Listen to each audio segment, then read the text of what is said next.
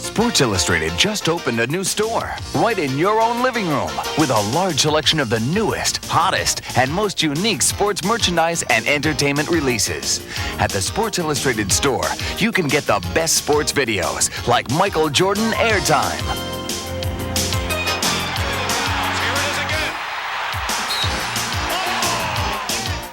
Plus quick access to championship tapes featuring the Super Bowl, the NBA Finals, the Final Four, and the World Series. There's also high-quality, authentic sports merchandise, the real stuff from NFL Pro Line, NBA Authentics, and Major League Baseball's Authentic Diamond Collection. Our sports collectibles feature the original 1954 first issue of Sports Illustrated, as well as signed SI covers from some of the biggest names in sports. Plus, there's also the latest SI book releases. It's sports shopping the easy way. Just look for our product inserts or our Sports Illustrated store ads in the pages of SI. To order, call toll-free 1-800-274-5200. You a sports fan? Then you know what this is. All the games you're missing. How'd the Chiefs pull ahead? How'd Seattle blow out the Nuggets? Well, with DirecTV, you see the action, not just the scores. NFL, NBA, college, hundreds of games you probably couldn't get before. Games only on in other cities. Hey, you want numbers? Get a newspaper. You want sports? Get DirecTV. For your DSS 18-inch dish and DirecTV, see your RCA dealer.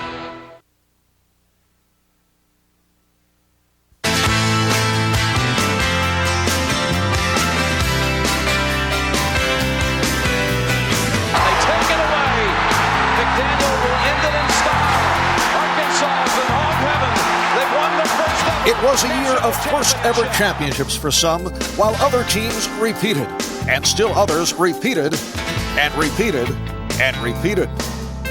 It was the year owners and players fiddled, while fans burned. Ball hammers it to deep right center field. Oh, my good God, and the Indians win it.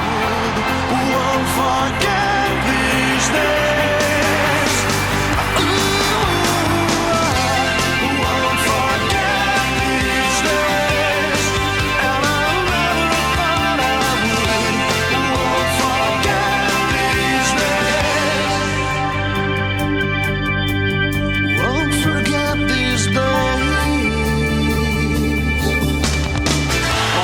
Looking right, firing a pass that, a leaping grab, Willie Davis, touchdown, Montana Magic! Line to right center, hanging, diving, oh baby, what a catch! Some stars said goodbye when they were good and ready, while others left the scene before their time. Perhaps we'll best remember this as the year Agassi met with ecstasy, the year the world came to America. And for that one last chance lap that finally made a winner of the kid from Wisconsin. Murray going in! He scores!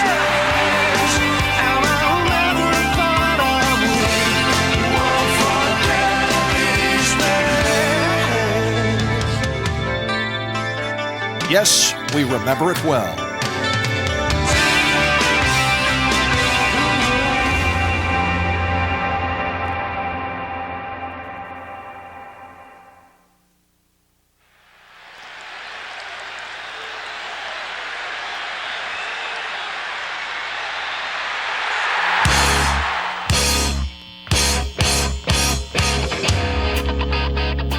"28 teams, 235 games.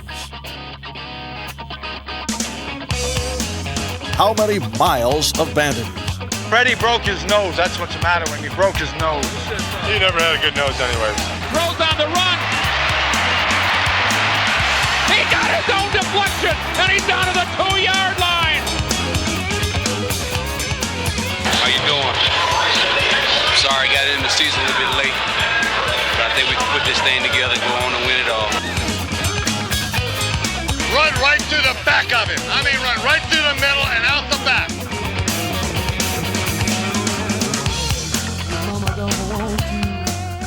I enjoy hitting. Only thing I wanted to be known when I left the league is a big hitter. I'd rather see somebody laid out on the ground, I don't know why, than an interception. I would rather knock someone out. Back to pass, the pocket crumbles, Elway is hit. How many leaping, pulling it from the sky catches? Holy smokes, what a play. How many dodging, pounding rushes to daylight? And they shed that guy like it was a taxi fly. The numbers multiply, divide, and finally subtract all but 2 from a trip to the Super Bowl. The final week of the regular season offered one game for higher stakes than all the rest when the Dallas Cowboys came to play the New York Giants. This is our house, baby. This is our house. 60 minutes. 60 minutes, the biggest game ever. A win meant a divisional title, a week off, and home field advantage through the playoffs. That game, it was so much on the line. So much on the line. I mean, that game was a key to us being successful in the playoffs. 41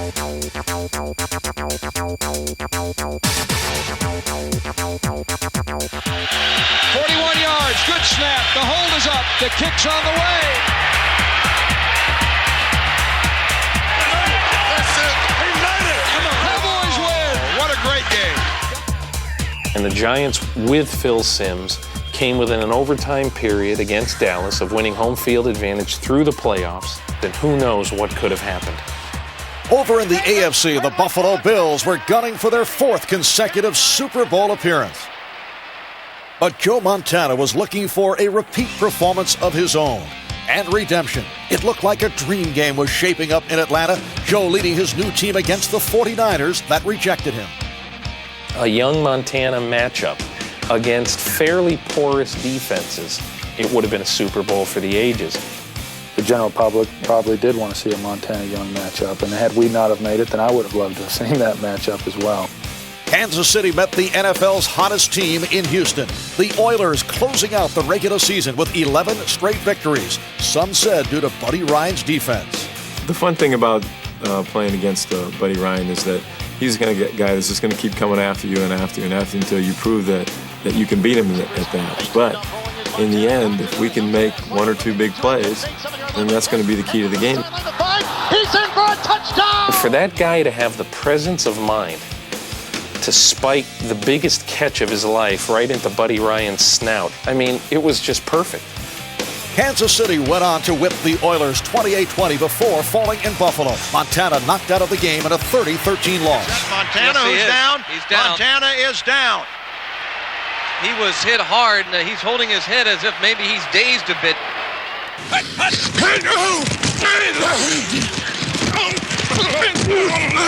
And the 49ers met with ruin in a 38-21 Dallas win that set up the Super Bowl rematch. And a handoff to Smith coming right behind. Easy touchdown, Emmitt Smith. Whoa, woof. So once again, it was America's team against America's nightmare. But if the Bills were thinking about their annual appointment with failure, they weren't showing it. For a while, it looked like these Bills were due. The kick is on the way. This one is sailing, and it is good. I thought Jim did an outstanding job in the first half of being patient and coming underneath to his secondary receivers and really taking what the defense was giving them. Buffalo played us in the first half by the best as they could possibly have played us. Unfortunately, there is 2 halves of a game. It's off to Thurman, and they grab him, and he fumbles the ball, and it is picked up by the Cowboys. They run it back to the 35, the 30, down to the 20-yard line, in the clear, at the 15, down to the 10, down to the 5, and in for the touchdown goes James Washington. The fumble really kind of broke their back. It definitely sparked the fire in our team and also opened our eyes. Eyes open and legs turning, Smith contributed the Cowboys' longest drive of the game, accounting for 61 of 64 yards and a touchdown, and a 20-13 Dallas lead. We ran probably 2 plays the whole time, and it just worked perfectly. And sometimes I didn't even follow my blocks. I just ran and just ran. Touchdown, Emmitt Smith.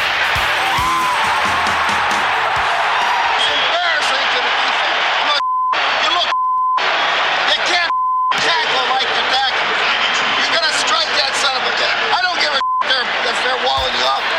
James Washington came up with another huge play to open the final quarter. Pressure over the middle. The ball is intercepted by James Washington. Where did he come from? He stepped in. There was plenty of time left, but the Bills were done. Despite Washington's heroics, Emmitt Smith earned Most Valuable Player honors. How sweet it is. While his Buffalo counterpart, Thurman Thomas, agonized, feeling that he had cost his team the game. For an unprecedented fourth consecutive year, the curtain descended on another tragedy for the Bills and their fans.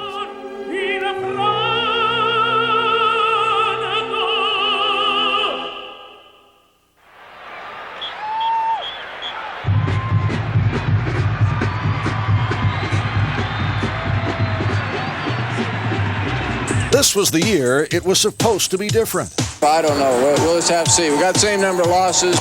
This was the year that would finally settle this who's number one thing once and for all. And we beat this team, to beat Notre Dame, to beat Florida State.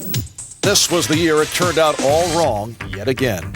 I think that we ought to be national champion. Most other sports, we have a hard and fast answer at the end of the season. College football is unique because we get to argue it for the next year.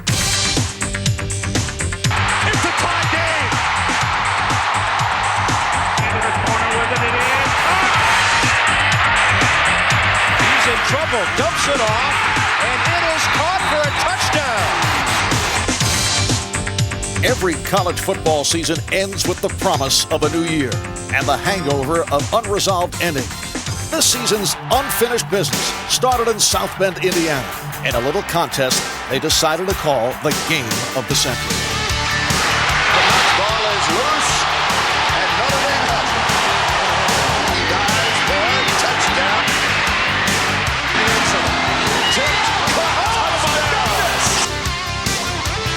Outplayed for most of three quarters, somehow Florida State still had a chance to win with 3 seconds left.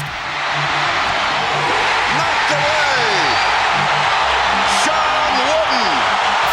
Notre Dame wins 31-24. The celebration was over only a week later when 17th-ranked Boston College stunned the newly anointed number one despite a late Irish surge.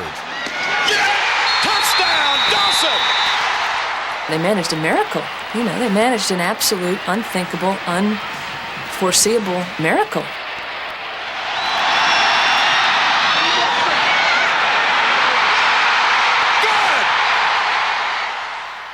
The new year began in anticlimactic fashion in the Rose, Sugar, and Fiesta Bowls. But over in the Cotton Bowl, Notre Dame squeaked past a stubborn Texas A&M, maintaining their claim to the national title. All the Irish could do now was wait for the outcome of the Orange Bowl. And down he goes at the 30. All the great athletes were supposed to be on the Florida State side of the field. Well, there was one great athlete on Nebraska's side of the field, and his name was Trev Alberts. Play action and hit from behind by Alberts. He went after Charlie Ward like Charlie Ward hadn't seen all year. Nebraska led 16-15 with just over a minute to play. They threw a lot of different things at us, and we weren't able to pick them up, but I knew I had to do something to pull us through. In the open field to Dunn. Anderson can't get him, and Dunn is out of bounds, and a flag goes down. Oh, my. 2 Cornhusker penalties left the ball on the Nebraska 3, setting up freshman Scott Bentley's field goal and an apparent Seminoles victory. He's got it.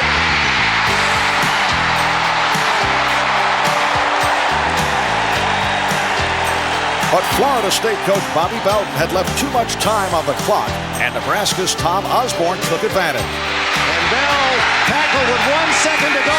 No, they didn't stop the clock soon enough. Despite a premature celebration by the Seminoles, Nebraska still had one more chance for victory. There's 2 seconds left for Nebraska, and certainly the game was not over. Oh, what agony for both of these coaches. And he hooked and left. Florida State wins. So for the second time that night, Florida State won its first national title.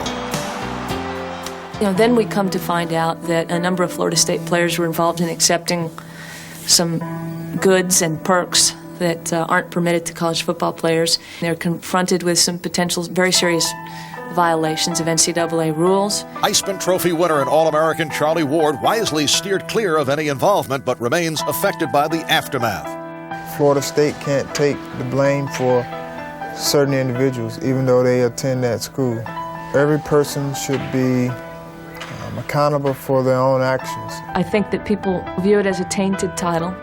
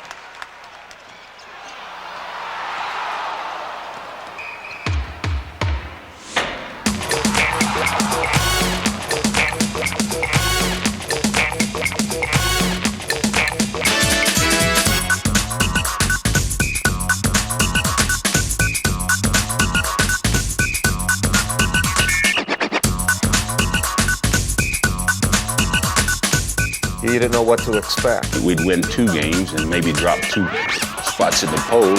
It was a crazy, crazy brew that we drank from. How crazy a season was it? Indiana coach Bobby Knight headbutted his own player. Wise old Temple Owl John Chaney threatened homicide against his counterpart from UMass. On the court, it was just as hard to make sense of things.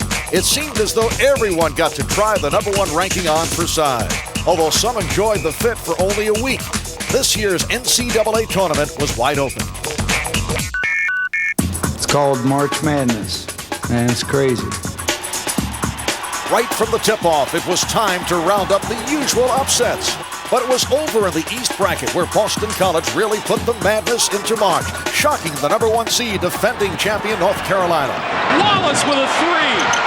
Not the one that Dean Smith wanted to take the shot. BC is a winner.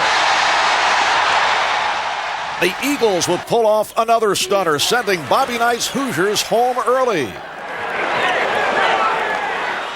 In a battle of the baggiest trunks in college basketball, Arkansas beat Michigan to advance to Charlotte, much to the delight of their #1 fan.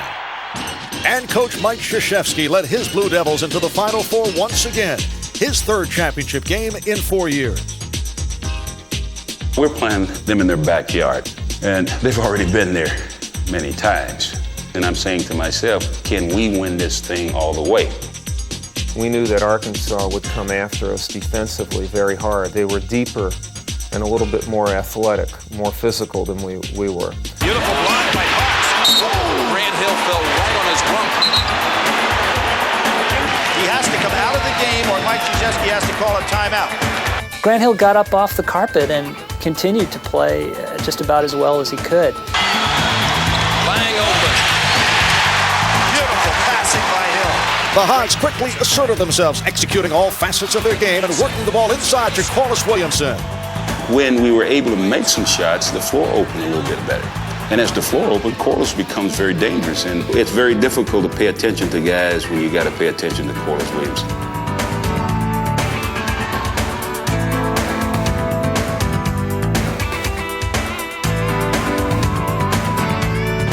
Arkansas went into the locker room ahead, but it was Duke that went on an offensive tear at the start of the second half.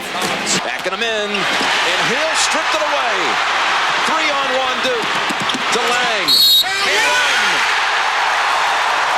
And this is a little bit shocking to the Arkansas players. Timeout Razorbacks. That timeout served a good purpose because, see, the fear of losing is better than the confidence of winning. And then that's when we were able to say, let's press, let's get the ball, and let's play some hog ball. Rebound to Stewart. Here's Diller now. His foul.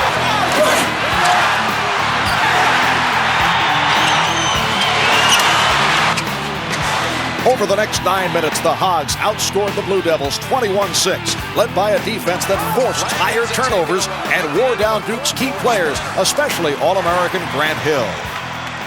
Grant just got beaten down. Arkansas kept alternating very good defensive players, physical players on him. I think it took its toll on Grant. Despite his fatigue, Hill managed one last great effort. Now he goes for the tie. 70-70, 1:20 to go. Knowing that he's so tired, I thought it was one of the great plays he's had at Duke. I just didn't think he was capable of hitting a shot like that. When he did, I thought we were going to win. A swarming Duke defense forced the Hogs to work the ball around for an opening, finally ending up in the hands of Scottie Thurman. The shot clock, Thurman beat it. Oh, he got it, three-pointer. Huge arch on that. He had to do it to get it over Lang's hands. Whether they blocked the shot or he didn't get it off, Scottie was just going to take the shot. Great defense, Arkansas. They take it away. McDaniel will end it in style. Arkansas is in hog heaven. They've won their first ever national championship.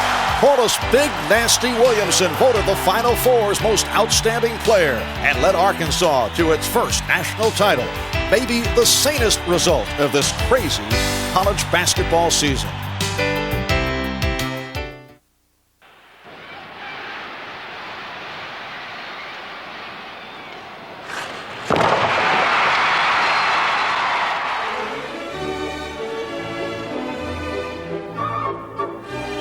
In a hockey season of unusual grace and style, when Gretzky surpassed Gordy for greatness, when many an opposing goalie withered under the Rockets' red glare, when the NHL emerged as more than a Mickey Mouse League, events in Anaheim notwithstanding, there was no bigger story than the Rangers' mission to outskate a history of curses, superstition, and heartache. These Stanley Cup playoffs served up a healthy share of heartbreak for everybody. Buffalo forced a seventh game against the Devils with a 1-0 win in quadruple overtime, only to fall in Game 7. Calgary got off to a 3-1 series lead against Vancouver and then lost the final 3 games, all in overtime. Meanwhile, the Rangers stormed through the first 2 rounds before having a devil of a time. And we ran into New Jersey, and it was a battle from there. After what sometimes seemed like 54 years of overtime hockey, how did the Rangers face their third double overtime of the series with a sense of purpose? Matteau swoops in to intercept. Matteau behind the net. Swings it in front. He scores! Matteau! Stefan Matteau! And the Rangers have one more hill to climb, baby!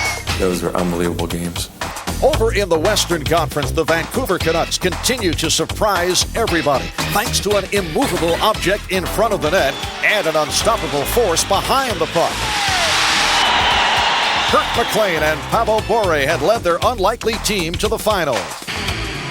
Having already beaten the best the NHL had to offer, surely New York had all but won the cup.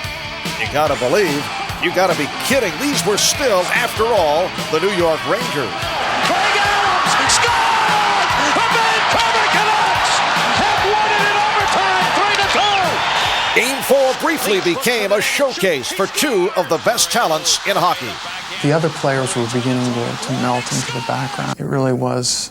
It was Bure and Leach. They were transcended. Leach looking for help, comes to center. Bure! Pavel Bure! Hooked down! Will it be a penalty shot? Yes! Bure picked up the puck, and somehow Brian was the first guy back to get a hold of him, but I didn't expect anybody to catch him. Fastest guy in the league gets a couple steps on me, and he's gone, and I just had to haul him down somehow. Never has been a penalty shot goal in the Stanley Cup. Bure has got to be unrivaled in terms of speed. One of the fastest players in the league, just absolutely explosive. I think he has an unparalleled burst. He's a guy, as a goaltender, you really have to keep your eyes on. He's literally the last guy you want to be facing on a penalty shot. Here comes Bure against Mike Richter. Saved by Richter! The key thing with him is speed, and I just tried to match that speed as well as possible. The Rangers went on to a 4-2 win and a 3-1 series lead. He fakes, come on, score! The Rangers had their first ever opportunity to win the Cup on home ice in Game 5, but finally fell in a wild third period that tied a Stanley Cup Finals record with 8 goals scored. It is 6-3 Vancouver. A tired New York team faltered in Vancouver, and the Rangers were forced to play one more game.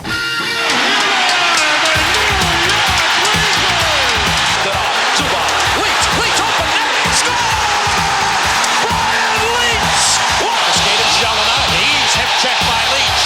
Missed by Graves. Mooney's backhander save. And they score! Messier! Ahead 3-2, New York found the Canucks dominating play in the Rangers' zone for the final 5 minutes. Pass the running. Now to Jelena. Hit the post. Save by Richter! Finally, the clock ticked off the last remaining seconds of the Rangers' cursed legacy. By Larmer.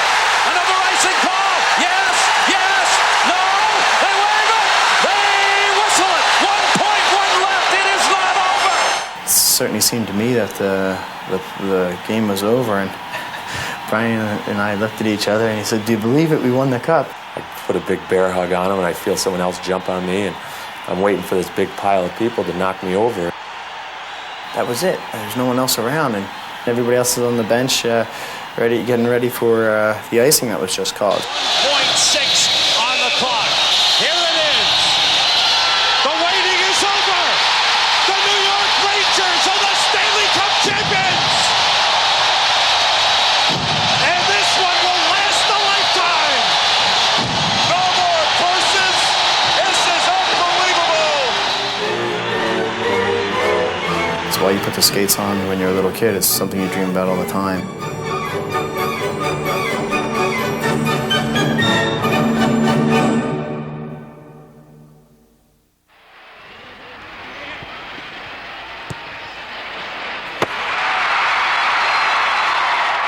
The U.S. beating Colombia actually made America part of the World Cup and not just a host. I think the World Cup has galvanized America to believe that soccer is a real sport.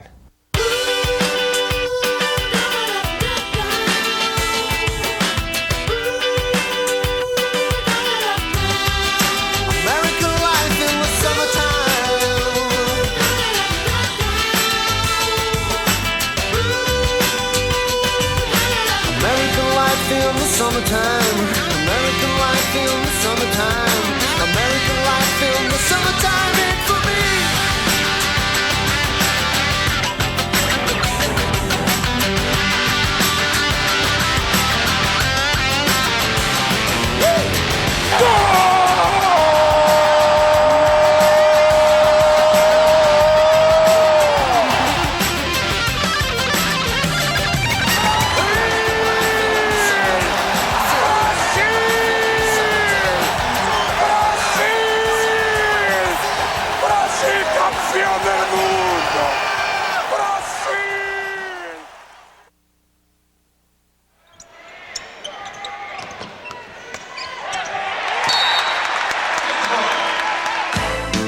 It wasn't so long ago when basketball was about finesse, style, and grace. A different game emerged this year, one that sometimes bore little resemblance to its past. But a game with occasional flashes of brilliance and, yes, even style.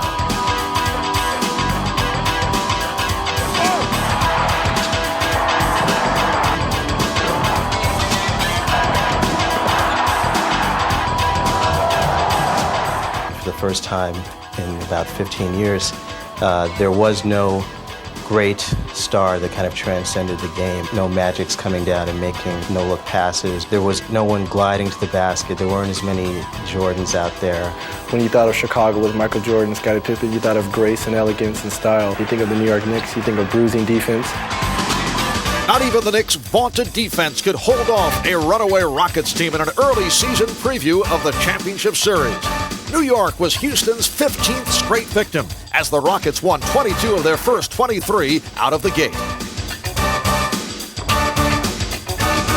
By the time April rolled around, the Seattle Supersonics had the league's best record. But while the Bulls, Pacers, and Suns all swept their first-round opponents, Seattle was shocked at home by a Denver team that had finished just 2 games over 500. That left home court advantage to the Rockets, who quickly returned the favor by squandering their first 2 home games against the Suns before taking the series in 7. In the East, the Bulls appear to have everything needed to oust the Knicks except leadership, a flaw highlighted when Scottie Pippen refused to come out for the final seconds of Game 3. Scottie Pippen sitting out the last 1.8 seconds in Game 3 was, I think, kind of a defining moment for the Bulls. Deserting your teammates in those last few seconds is probably the cardinal sin in team sports, and I don't think he'll ever live that down. Interesting, Pippen is not on the floor here. Pico gets it, and hits! It's all over! Despite the dramatic victory, the Bulls fell in 7 games, a loss that left many wondering what might have been with a man named Michael in the lineup. Led by a flamboyant Reggie Miller, the Pacers put their small-town team on the map in another hard-fought series for the Knicks. At the beginning of the fourth quarter, I hit a long 3 with Starks right on me, and I knew then that if I can continue to be aggressive, that good things were going to happen for me. Reggie Miller doesn't need much time to get a shot off, and he works on his shot all kind of ways, flying off on one foot, throw it up, not looking, and it'll go in. Nothing you can do. Basically, just sit back and watch him do his thing. And that night, right there, he did his thing. But it was Patrick Ewing who did his thing in the final game.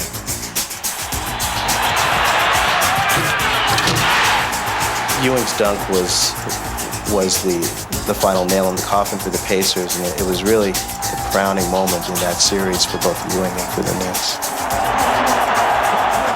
Houston's 5-game win over the Jazz set the stage for another battle between 2 of the premier big men in the league. Patrick and I have been a rivalry from college. I lost to him 10 years ago. That's like a dream matchup, playing a championship game with your rival, your best competition. The Rockets established the pace in Game 1. But the Knicks backcourt recovered from a night of horrendous shooting to take the home court advantage back to New York for Game 3.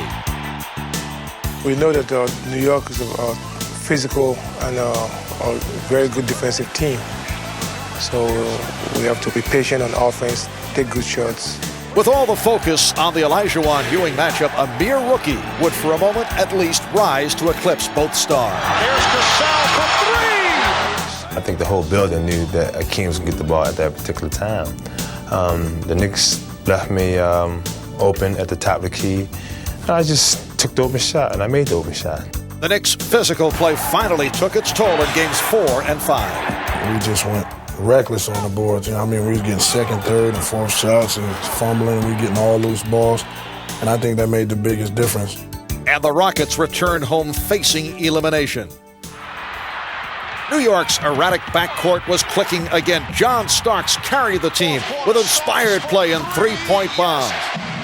But a mental lapse by Starks cost the Knicks a chance to tie. Foul by Ewing.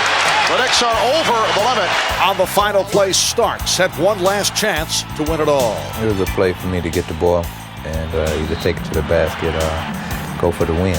And my whole attitude was I was going to go for the win. I was so nervous. I put my head in the palm of my hands. I couldn't watch the play. Starks for three, came up short. And it will go to a 7th and decisive game. And I was very happy just to be around the ball. Barely touch it, but that was good enough. The epitaph of Game 7, live by the bomb, die by the bomb. By Kenny Smith. John Starks for three. Starks could not find the stroke, yet he continued to fire away. Starks is now 1 for 13. Usually when I come in big games, I have butterflies because it keeps me on my toes. And I came in that game without butterflies and just totally too relaxed and just didn't go out and play the game. My teammates did their job. I just didn't do my job. Starks again for three. The Knicks, very often when they don't shoot well, rebound well. The Rockets did a good job of keeping the Knicks off the boards. Once that happened, I think the Knicks were in big trouble. Greg Anthony's three-pointer brought the Knicks within 3. But when Kenny Smith and Vernon Maxwell replied in kind, it was all over for New York. Olajuwon added championship MVP to his Defensive Player of the Year and regular season MVP laurels to stand alone in history. His long journey ended amidst the fanfare of Houston's first ever championship parade.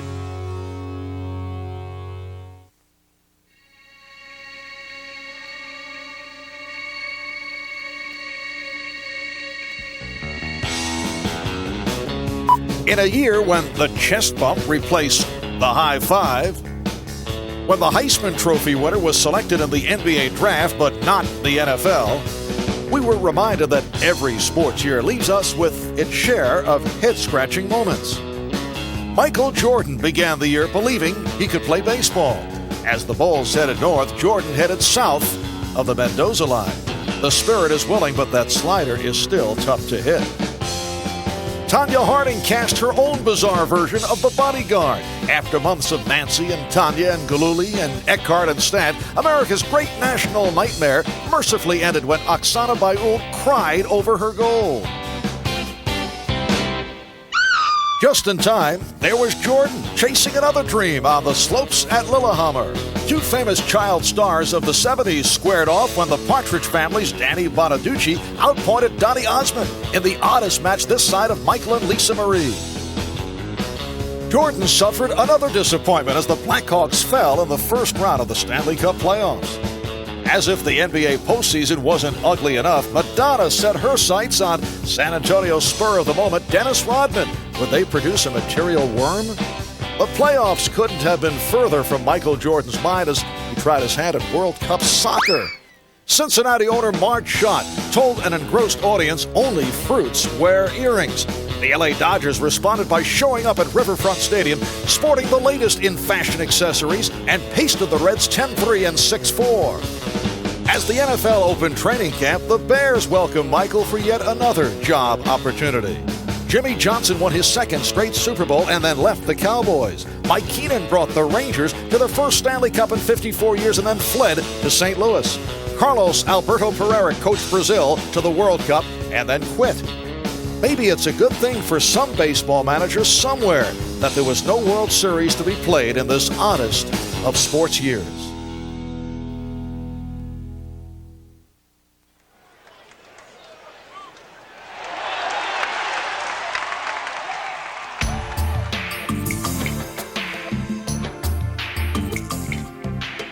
Somebody somewhere feels that we won't stick to our guns, and it's just not going to happen. The only thing that we have insisted on is that there be an economic system in baseball in which permits the owners to know what it's going to cost them to play ball. I think we saw systems similar to that in a European country where a wall fell down and it didn't work. We can talk about the history and the agony and the torture of all this. All that's true, but it doesn't mean anything anymore. To me, I just picked a bad year to have a good year. Ruffy and Thomas, Bell and Bagwell, Matt Williams, Tony Gwynn, the Yankees in Cleveland, the Expos, and even the Texas Rangers all called out on a single strike. Early in the season, such a calamity was unthinkable. What many considered the greatest collection of young stars in decades was chasing some of baseball's most luminous records and each other. I was really excited about what Matt Williams was doing, Ken Griffey Jr. and Jeff Bagwell were doing. They're terrific, and I think they press one another. Ken Griffey is chasing Frank Thomas, or Frank Thomas is chasing Albert Bell. Jeff Bagwell has Matt Williams to shoot for. Hey, we're going to push each other to the limit, and that's what happened this season. It was a beautiful thing. Beautiful? Not if you're a pitcher. Carl Chuffy Rhodes of the Cubs with 5 career home runs, hit 3 more on opening day. Just days later, the Dodgers demolished Pittsburgh 19-2 with Corey Snyder. Yes, we mean Corey, not Duke, hitting 3 homers. 186 homers launched in the first week of the season. Was the pitching that poor? Not if you count the 2 no-hitters thrown in baseball's first month of play. But only Lone Ranger Kenny Rogers found perfection in this imperfect season, setting down 27 straight against California. Greer there, he's got it, a perfect game! Oh, baby! Kenny Rogers pitches the 11th perfect game in Major League history. In Cleveland, a new ballpark, a new attitude, and a trio of young stars pushed the Tribe to an 18-game win streak at home. Unbelievable! But despite that breakneck pace, the white-hot Sox made it difficult to keep up with their formidable quartet of starters, and one big hurt. When I'm stepping into that batter's box, they know I'm there. As Frank hammers this one into right center field. Get up! Way back! It is gone! Uh-oh, way back! Get up! Get up! It's gone! 3-run homer, the big hurt! As one opposing player remarked, pitchers shouldn't be left out there alone with him. It wasn't all greatness. Over in the woeful West, the Rangers clung to a 3-game lead at the All-Star break, despite their 42-45 record. But demonstrating how the West was wonderful was the kid they called Junior. Whoa! He decided to challenge him, and that was not a good idea. There's a shot. Center field, Ken Griffey going back. He makes a terrific over-the-shoulder catch. Griffey is he's in a league of his own. Junior with a high drive to deep right field. Gone! For one player to have that kind of impact, that's pretty damn good impact. You say that about Griffey, but here comes Frank Thomas. Here comes Albert Bell. Here comes Matt Williams out of nowhere. One guy in each league going for a Triple Crown, that just doesn't happen. Over in the National League, the heavily favored Braves were being left in the dust by the no-name Expos, while in the Central and West, the assault on baseball's record book continued. My theory is if he comes in that box, I know I can hit it. A hitting machine named Tony Gwynn made a serious bid to become the first man since Ted Williams to hit 400 over a season. That guy can flat out hit. Houston's Jeff Bagwell and the Giants' Matt Williams hammered away at Roger Maris's single-season home run record. Frank and Jeff Bagwell were going for it, and it was within reach. And Ken Griffey with all the home runs, and Tony Gwynn going for 400. Baseball had the whole country sitting on the edge of its seat. And Bonds hits it high and deep to right field. And this baby is gone. Just like that, on August 12th, the players struck and the death knell sounded for the season, for the record pace, and for the first time since 1904, the World Series. I would love to see the game be played out to its conclusion, to see how many home runs Matt Williams hit, to see if Tony Gwynn could hit 400, to see if anybody could win a Triple Crown. All those guys were having great years. No, that's a shame. And I really believe this was our year to be in the World Series. And I'm just pulled right from under us. I don't think there are any good guys in this. It's like the old Buffalo Springfield song, nobody's right if everybody's wrong. And everybody's wrong here. Gone were the hopes of the long-suffering Tribe and the hopes of players like Don Mattingly, baseball's long-burning star, having never brightened a postseason. Gone, too, were the dreams of baseball fans around the country for a moment like the one that ended last year's World Series. Well hit down the left field line. Way back and gone! This used to be, after all, what baseball was all about. After the lights went out on baseball, the start of the hockey season was put off in another labor dispute. A strike or lockout almost derailed the NBA as well, while in the NFL, players grumbled about a new deal that sent some veterans into forced retirement. This is a day of almost overwhelming sadness. As sports in '94 moved from the playing fields to the courtrooms, some of the greats decided it was time to say goodbye.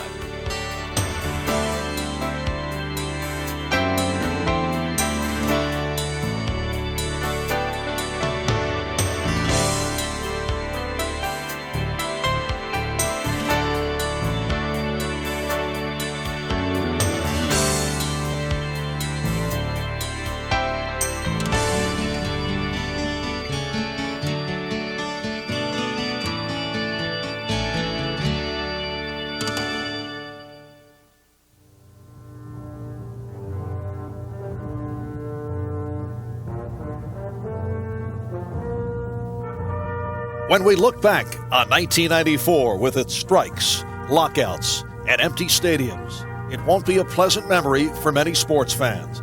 But towering above the broken seasons and unrealized dreams are the stellar, stunning achievements of those who play the games we love. Fly ball left field. Alex Cole coming in. Meters going out. Cole has it. Erickson has his no-hitter. Now Chavez going to the head. Down goes Taylor. Julio Cesar Chavez is still the champion.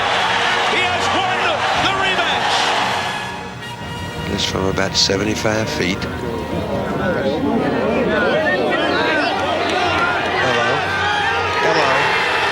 Can you believe it?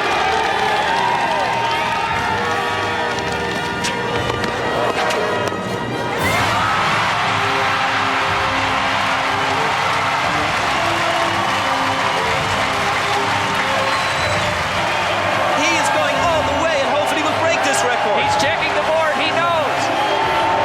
Noradine Morsali with the world record. Unbelievable. Young wants to throw. And he is looking for Jerry. And Rice is there. And he's into the end zone. He's done it. Jerry Rice is the touchdown scorer of the century. Incredible. Give it to David. Grabbed by Ellis. Double team by Woods. Takes the jumper. Yes!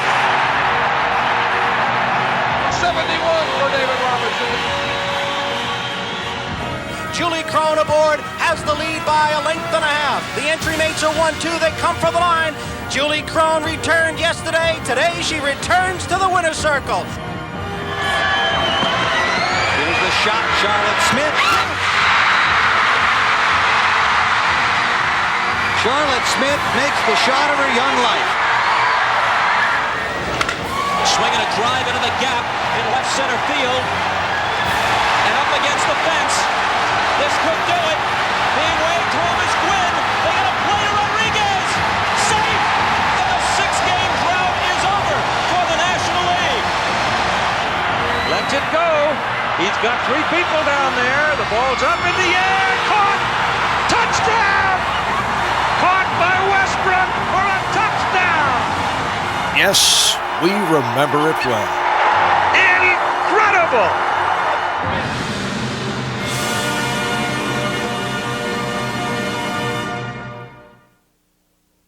If I had to pick one moment that I'll remember all year, or for probably years to come, it's Jansen after he finally won his race. Michael Jordan retiring, and Michael Jordan come in and play baseball.